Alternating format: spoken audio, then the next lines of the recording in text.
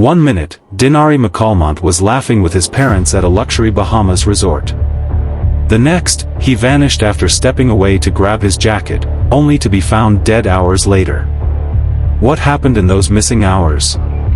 The resort claims he was acting erratically, but his family says that's a lie. With unanswered questions, suspicious delays, and a mother's heartbreaking last words, "I'll be right back, this case demands justice." Was it an accident? Negligence? Or something more sinister? Subscribe now to Dark Deeds Exposed as we uncover the truth behind Dinari's mysterious death. The full investigation drops soon, don't miss it. Dinari McAlmont, a 29-year-old from Brooklyn, New York, was known for his warmth, ambition, and deep devotion to his family. Described by friends as charismatic and hardworking, he had built a successful career in finance while remaining the cornerstone of his tight-knit family. His parents, Nadia and Robert McAlmont, raised him with an emphasis on loyalty and perseverance, values that defined Dinari's approach to life. "He was our pride and joy," Nadia later told reporters, her voice trembling. "He had this light about him, this energy that made everyone around him feel loved." In April 2025, the McAlmonts decided to treat themselves to a long-awaited vacation at the luxurious Atlantis Paradise Island resort in the Bahamas. It was meant to be a celebration, a rare opportunity for relaxation after years of hard work. But what began as a dream getaway would soon unravel into a nightmare. The family arrived at Atlantis on April 4, 2025, greeted by turquoise waters and the resort's sprawling amenities. For the first few days, they enjoyed the sun, the pools, and the casino, with Dinari often photographed smiling alongside his parents. On the evening of April 6, the McAlmonts dined at Carmine's, an Italian restaurant within the resort. According to his parents, Dinari was in good spirits, laughing and planning activities for the next day. When he realized he had left his jacket elsewhere, he excused himself to retrieve it.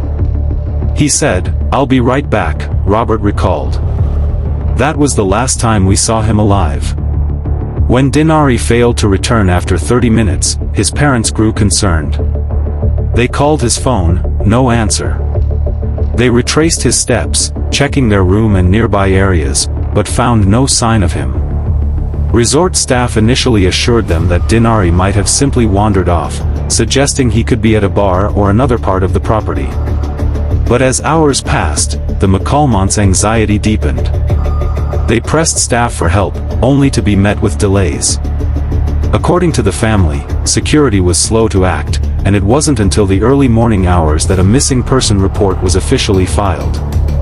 "We were begging for someone to take us seriously," Nadia later said in an interview. "No one seemed to care that our son was gone." At around 11 a.m. on April 7th, Dinari's body was found near the shoreline, not far from the resort. His mother was brought to the scene for identification, a moment she described as unbearable. "I fell to my knees," she said. "My baby was just gone." Authorities quickly labeled the death as suspicious, but details were scarce.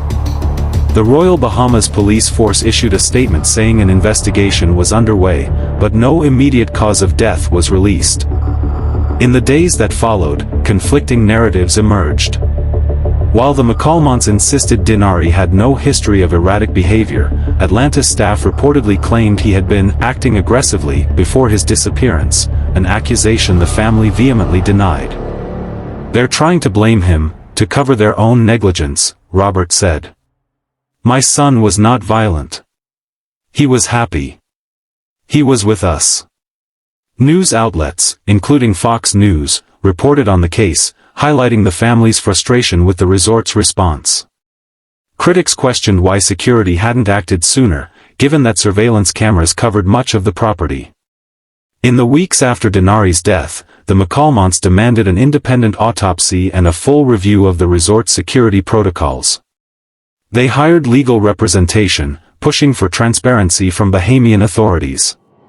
"We won't rest until we get the truth," Nadia said. Dinari deserved better. As of now, the investigation remains open, with no arrests or conclusive findings. The McAlmonts continue to mourn their son, their grief compounded by unanswered questions. Dinari McAlmont's story is more than a tragic headline, it's a reminder of how quickly joy can turn to sorrow, and how fragile life can be. For his family, the pain is endless, but so is their determination to seek justice. "He was the best of us," Robert said. "And we won't let him be forgotten." As the sun sets over Atlantis, the waves that once symbolized paradise now carry a family's heartbreak, a cruel contrast to the vacation that was supposed to be their happiest memory.